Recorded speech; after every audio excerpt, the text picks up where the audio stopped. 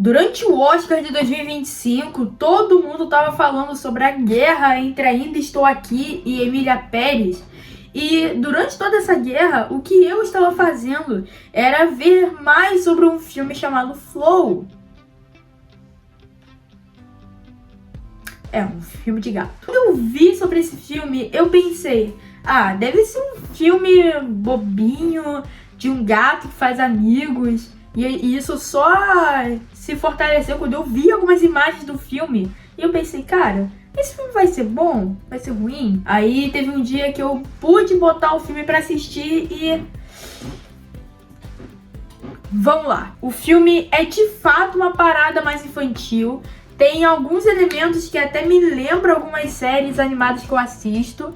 Mas o filme é bem diferente do que eu esperava. Primeiro que o filme não tem nenhuma fala. O filme não tem nenhum diálogo aberto. Os bichos não falam no filme. Você assiste os acontecimentos e não tem uma linha de diálogo tênue. Muita coisa é deixada para interpretação do espectador. E eu acho isso muito foda. Mas e aí, Flow é bom? É ruim? Vale a pena você assistir o filme? Bom, então venha comigo que eu vou te explicar o porquê de Flow ser um filme que vale a pena você assistir.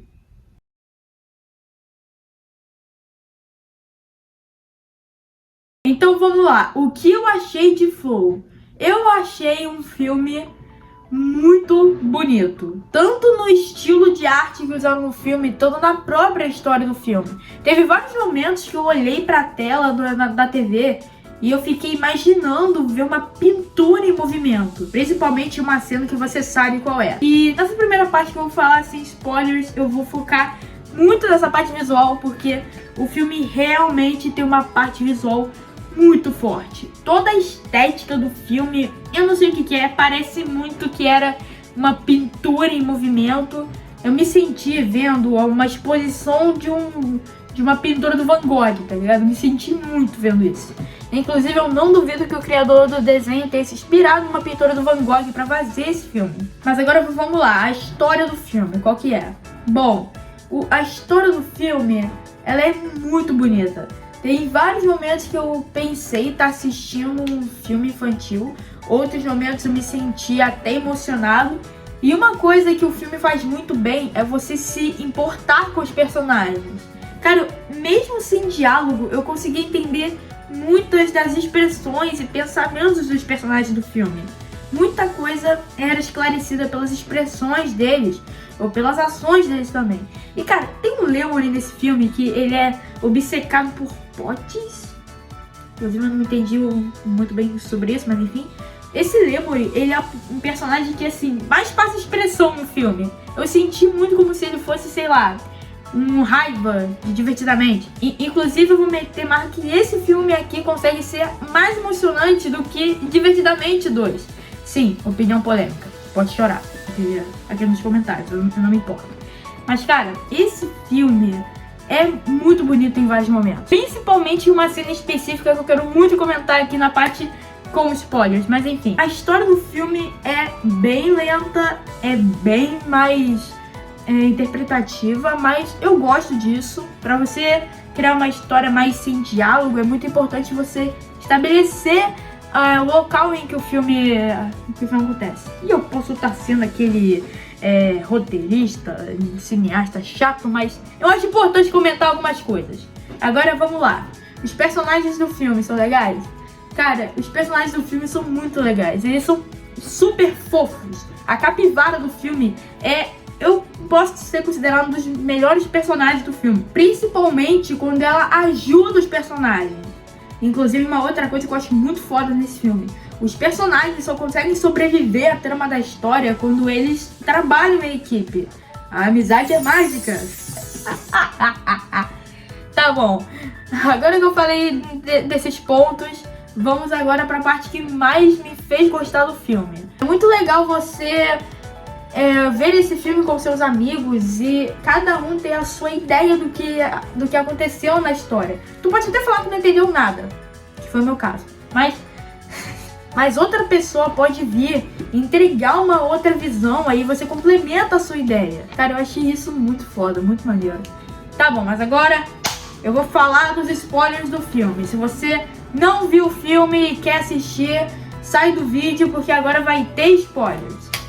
Saiu do vídeo? Assiste o filme e depois volta. Saiu? Então vamos lá. A história do filme é que tem esse gato preto protagonista e aparentemente a gente tá em um planeta onde os humanos foram extintos. Até porque a gente não tem a aparição de nenhum humano no filme. Apenas ruínas de casas e cidades humanas. E eu olhei pra isso e fiquei, cara, os humanos foram extintos, eles saíram do planeta, foram pra debaixo da terra, o Godzilla surgiu e destruiu tudo. Ai, meu Deus. E o pior é que tem uma baleia meio monstro no filme, que tem as placas dorsais, e eu carinhosamente apelidei essa baleia de Baleia Godzilla. Sério, ela tem umas placas que parecem muito o Godzilla, mas enfim. Voltando pra história, aí esse gato preto protagonista mora nessa casa que parece muito uma casa dessas soberbas lá dos Estados Unidos.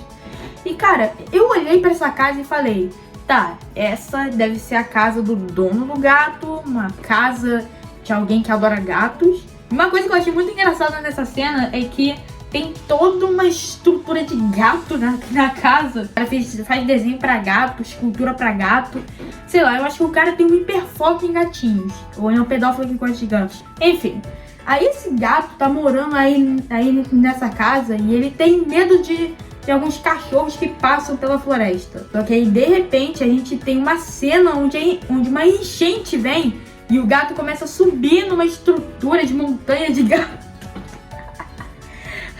Quando eu vi a montanha de gato no filme, eu ri muito. Porque eu fiquei assim, cara, quem construiu isso foi o Leonardo da Vinci. Pra quem não sabe, o Leonardo da Vinci tinha um cavalo de bronze que ele nunca conseguiu terminar.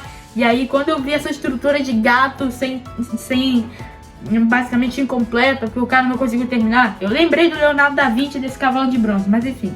Aí esse gato começa a subir essa estrutura de gatos gigantes, só que a água consegue chegar até ali. E eu fiquei tipo, mano, que água é essa? Que maré é essa que sobe assim? A água chegou no pé da montanha, porra. Você vê que essa estrutura de gato parece muito uma montanha, né? Enfim, aí o gato tá lá tentando fugir da água, até que de repente ele cai em um barco. Tá, ele não cai no barco, ele sobe em um barco que apareceu e dentro desse barco tem uma capivara. E aí os dois começam a vagar por esse mundo que tá encharcado por essa enchente. E no meio dessa história eles acabam achando outros parceiros, como uma garça, o Lemuri, que eu já mencionei. E mano, o filme, eles vivem altas aventuras. Cara, agora eu finalmente vou falar da cena que mais me fez gostar do filme. Vamos lá. O barco dos protagonistas está passando por uma tempestade. Aí eles acabam encalhando em um local cheio de estruturas grandes, assim, que parece um bando de montanha. E aí a garça, parceira da tropa, acaba fugindo para o alto dessas montanhas. E nessa hora eu pensei, tá, a garça fugiu, ela tá indo botar ovo, talvez. Aí a garça foge do barco e vai pra cima das montanhas. E o gato preto protagonista vai atrás. Aí ele consegue chegar até a garça, que tá parada em cima dessa montanha, em frente ao horizonte. Aí começa um show de efeitos especiais que parece que, sei lá, os aliens estão abduzindo a garça. É sério, nessa hora eu lembrei muito da cena de, sei lá, uma abdução alienígena. Parece muito que os aliens estão abduzindo a garça. Enfim, aí a garça vai para esse show de efeitos especiais e aí ela desaparece. Ela não aparece mais no filme. Aí eu fiquei, cara, a garça morreu? Ela fugiu? Os aliens abduziram ela? O que aconteceu, viado? Só que o filme não dá nenhuma explicação de onde essa garça foi parar.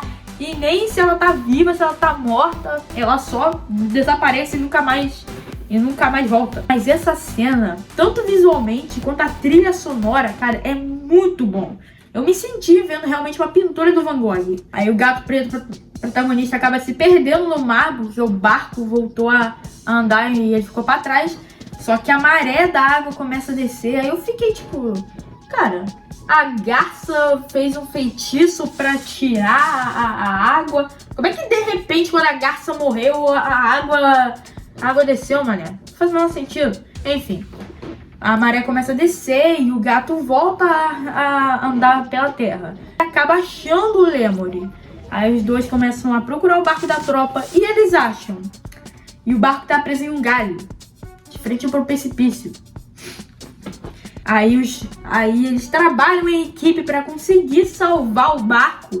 Só que tem um momento em que um coelho passa e os cachorros protagonistas da tropa, que estavam ajudando a tropa, simplesmente dão uma de Judas Iscariotes e vão atrás do coelho, deixando todo mundo para trás. Cara, nessa hora eu lembrei muito de Judas, cara. Tanto que na hora que essa cena aconteceu, eu gritei na sala: Judas Iscariotes! Eu lembrei muito de Judas nessa cena e eu não sei porquê. Enfim, aí a tropa consegue salvar o barco, que cai no precipício e nunca mais é visto. É como se o barco fosse um protagonista da série. Só que aí o gato começa a ver uma gangue de antílopes correndo. E quando você vê que antílopes estão correndo, é sinal de que vai dar merda. Só que o gato começa a seguir os antílopes e ele acaba achando a então baleia Godzilla. Só que ela tá sem água, porque a água baixou e ela ficou na terra. E a baleia Godzilla tá morrendo e o gato começa a acariciar a baleia, quase como, sei lá, como se ela tivesse respeitado aquele ser. Aí a baleia Godzilla morre e aí temos o final do filme que, cara, é o final de filme mais interpretativo da história do cinema.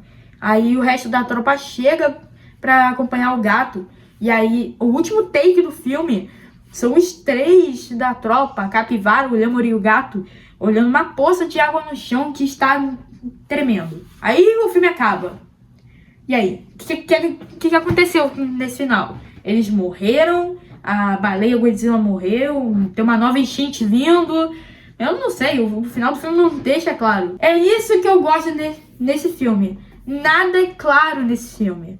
Tudo você interpreta e você tira as suas próprias conclusões do que aconteceu. Cara, tem várias cenas no filme que eu me senti na era renascentista. Principalmente a cena que o gato e o resto da tropa que tá no barco acaba chegando em uma cidade que, cara, parece muito uma cidade renascentista. E, cara, eu me senti muito vendo os vídeos de história no YouTube que aparece as cidades antigas, sei lá, eu só achei muito foda. Conclusão sobre o filme é muito legal. Eu, pelo menos, curti. O filme, mesmo sem ter diálogo, consegue te engatar na história. Os personagens são fofos, a história é até que ok, é uma história que te engata. E algumas cenas do filme, cara, só não chorar foi eu falar besteira. E é isso, pessoal. Esse foi o vídeo onde eu falei sobre Flow. Gostei muito. E eu quero saber a sua opinião. Comenta aqui nos comentários o que você achou de Flow.